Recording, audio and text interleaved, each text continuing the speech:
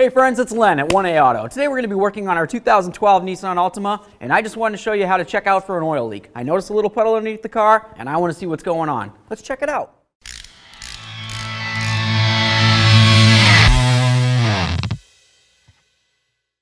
Let's pop this hood and get under here. Now that we're under the hood, let's just lift this up.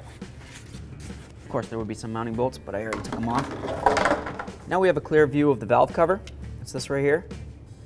Generally speaking, you'll see oil coming right along this area right here if you have a valve cover leak. And this, of course, goes all the way around. You might see oil along the backside. If you did have oil coming from here, that would be one of the first places I would start to fix the oil leak. Of course, you can wash down the engine and then double check it. But generally speaking, when oil comes out, it's going to run down. Gravity pulls things down. So if you don't see any oil here, but you see it down that way, obviously this isn't the issue. Since I don't see any oil from up here, let's go underneath and see if we can find oil under there. Okay, so we're under the vehicle, and I can see a little bit of oil coming down around here. Here's your oil pan, and right along here, that's where the gasket is. And generally speaking, if you had an oil pan leak or an oil pan gasket leak, it would be right along here.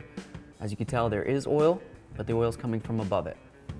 So we're going to come right over this way. You can see right along here, plenty of oil, but it doesn't look like it starts here. It looks like it's definitely coming from above that axle area. So we'll come over this side. If you look right up along here, you're going to see that there's oil coming from this oil cooler. It's coming running right down this, and then down the engine, and just making a big old mess. Gravity's pulling it down. So this is where I'm going to start. I'm going to start at the highest place that I can find oil, and I'm going to clean it down after I fix it, and then we'll double check it and make sure that it's good. But definitely the highest place where the oil's coming from is where you would start when you're trying to fix a leak. So we grabbed a brand new set of oil cooler gaskets here. We're gonna go ahead and put those in. We're gonna clean up our mess. We're gonna do a quick oil change, take it for a road test, bring it back in, and double check for another oil leak. If it's good after that, then we know we fixed the leak with the oil cooler set here.